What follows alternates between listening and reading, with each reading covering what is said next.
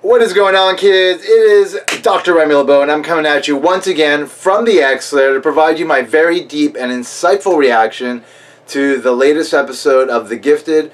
We had the penultimate episode of Season 2 air tonight.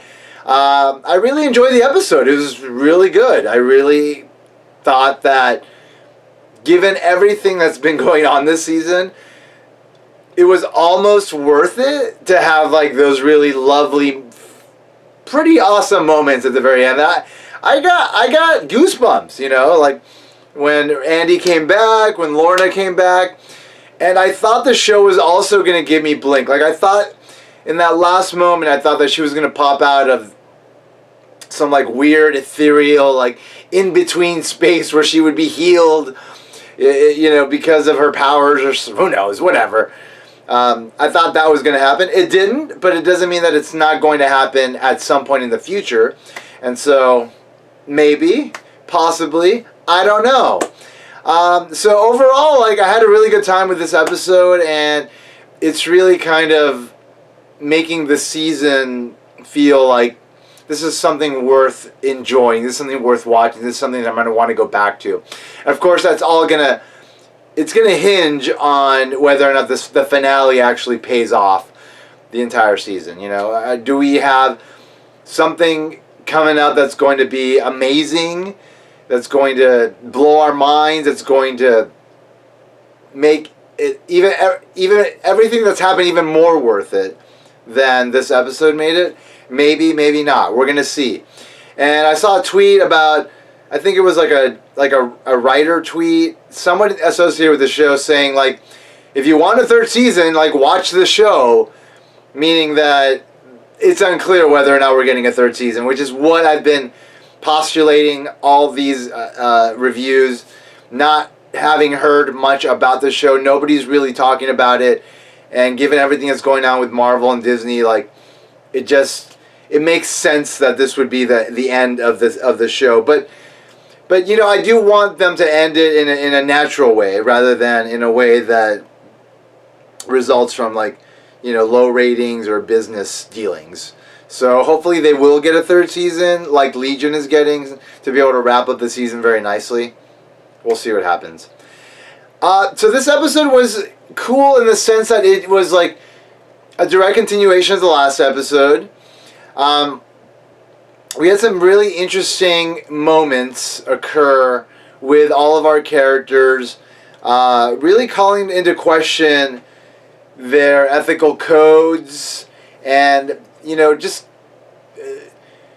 walking that like gray line of what is right versus what is wrong versus, you know, what do you have to do to survive? You know, like, are all those things in conflict? Are they things that ultimately lead a person to just have their moral compass, you know, spin around that compass depending on what situation they're in? You know, it's a difficult question to answer because, again, these people are not being put in a position where they are willingly being put into conflict. They are being attacked. And so when that is the case, like, in terms of defense, like, is it okay for you to go, you know, that step further and kill? Was what Reed did okay? Did Kate, like, sacrifice Morlocks to save her daughter? Lots of questions, lots of ethical questions that were interesting were brought up, and I'll talk in a minute about how I feel about that sort of clever way to bring Andy back, to have the father commit a crime similar to his, and for him to identify with him on that level. I thought that was really interesting. But what's more interesting is the bigger things that are happening in the season, which is like Reva executing her plan, and we find out tonight that she wanted the Morlocks taken out so that she could have access to the tunnels, so that she can have access to the one wall that is adjacent to the Sentinel services, so that she can take them out. And, like, I don't know how I feel about that. A, on a character level, but B, on a writing level. So on a writing level, like, did you need to go there? I mean, obviously, in the X-Men world, there are mutants that will do that, like the Mutant Massacre. And I think what we saw in the show, like I mentioned last week, is sort of an echo of the Mutant Massacre that occurred in the comic books, where the Morlocks were wiped out by Mr. Sinister's forces. And so, you know, that's something that does exist, but nonetheless, like, given the nature of the conflict and the extreme nature of those that would work to undermine the survival of mutants in general, the Purifiers and the Sentinel Services and all the ideologues that would perpetuate any kind of strategy against them, do we really need to go to the level of, well, there's a mutant that's willing to sacrifice a bunch of mutants in order to achieve her goal of having a mutant state? Do we need to go there? I don't know. On a character level, it's like we saw that brief like Reva moment, like a flashback earlier this season where, you know, she saw her friend like gunned down. Was that enough to change her into this monster that she is today? And do I buy her as the monster, you know? I have a lot of questions about Reva. It's really hard for me to think of Reva as the big bad, because she just feels like, she doesn't feel like the big bad, you know? She feels like a henchwoman. That's what she feels like.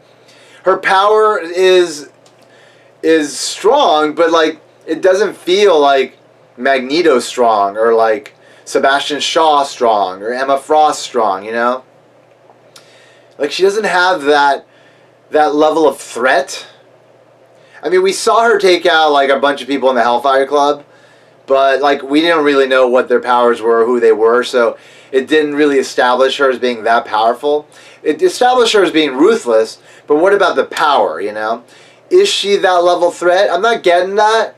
So I feel like the show has done a bad job of really building her up as this like mega threat. I mean, clearly, morally, she is. But is she a threat? Can she back it up, you know? Like, is there a reason to fear her by other mutants? I mean, the Frost sisters, the Cuckoos, could easily fucking take her out. They could just take control of her mind. So the fact that they're afraid of her would insinuate that there is power there that is supreme and dominant. I don't see it, but I mean, maybe we'll see it next episode, you know? Maybe we'll see Reva unleashed, and it'll be interesting. I don't know. Anyway, that played out. The chase with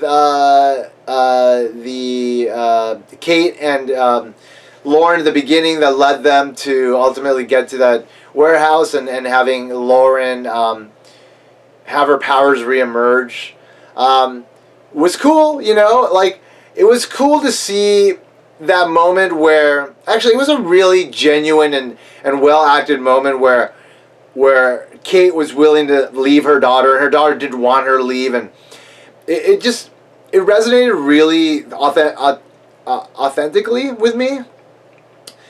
And that's the strength of the show. It's like, it's got some really powerful actors that can really sell what's going on. I don't think, if they had like shitty actors trying to pull off what these characters are pulling off, like, the show would be shit.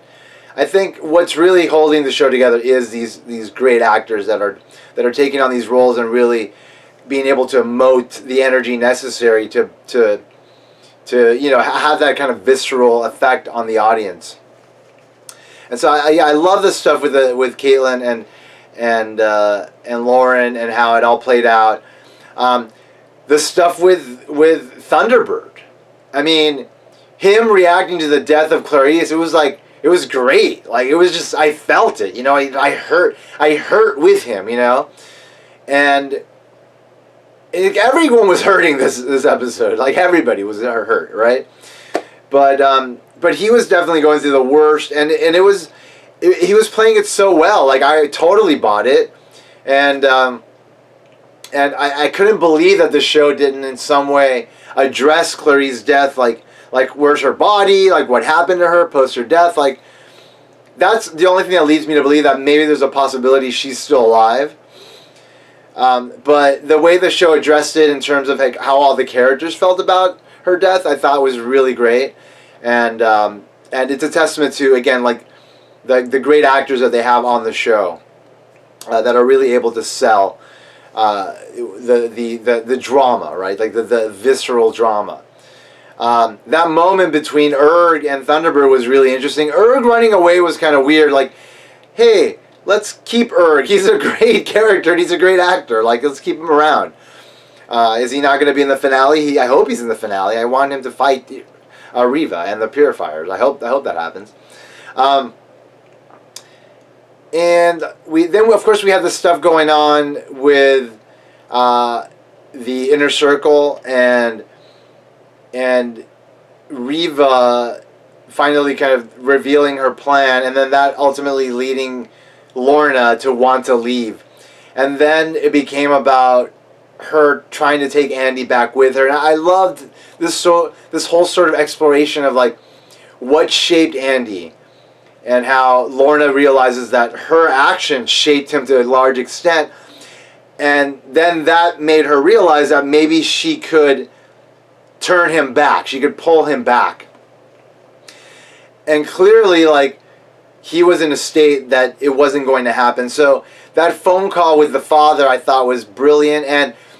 And the way, again, like, that Reed revealed to his son that, you know, there's a darkness there that he embraced.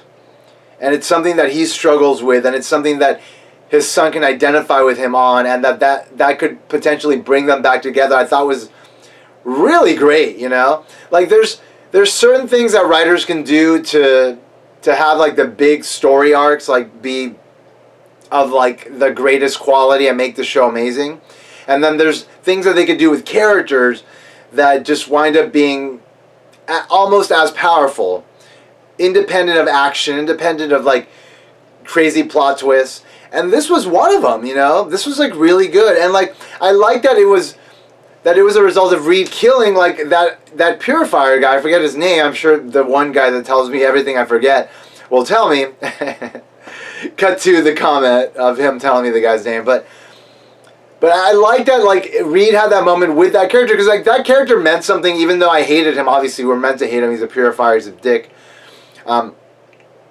But I'm glad that it was, like, that moment where Reed, like, really 100%, like, became the character that he was meant to be, I guess, given, like, the nature of his power.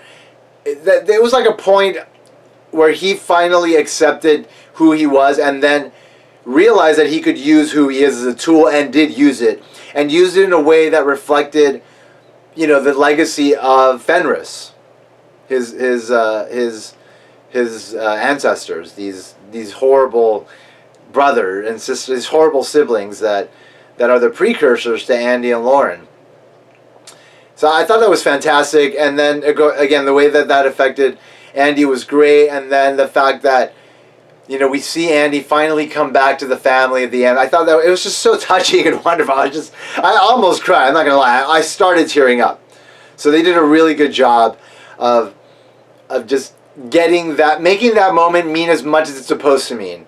And so I was really happy with that. And then of course we had the wonderful reunion between Lorna and Eclipse.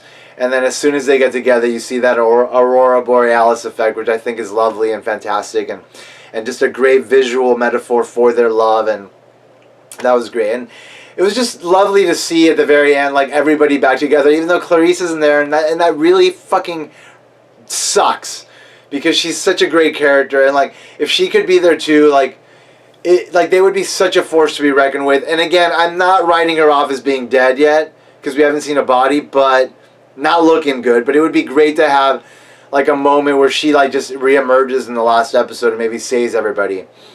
That would be fucking great.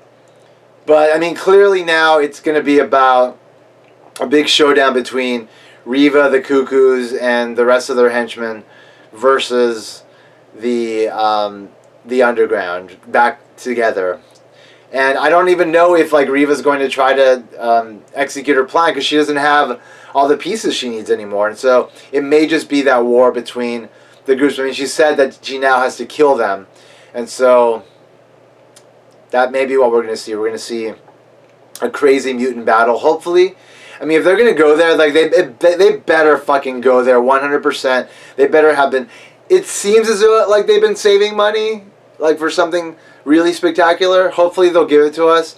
It's what the show needs to really send the message to the audience, like, hey, we're giving you something that's worth watching here, and maybe that'll be the thing that turns the tide and actually allows us to get a third season of the show. I don't know. We'll see. It's unclear right now. Anyway, I'm liking what we saw so far. I'm liking season 2. I'm looking forward to the finale and hoping that we get more. And I guess we're gonna find out next week if all of this is going to pay off, or if we're just gonna get fucked as audience members and have to just like kind of write it off as another one of those canceled shows that didn't go where it was supposed to go.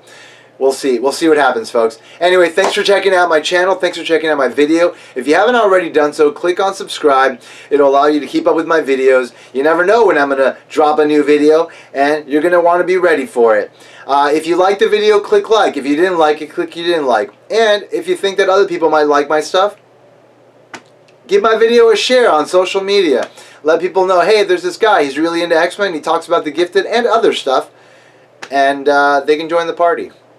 Anyway, as always, I'd like to remind you that if you haven't already, you better put an X in that box, ladies and gentlemen, because ain't nobody checking me.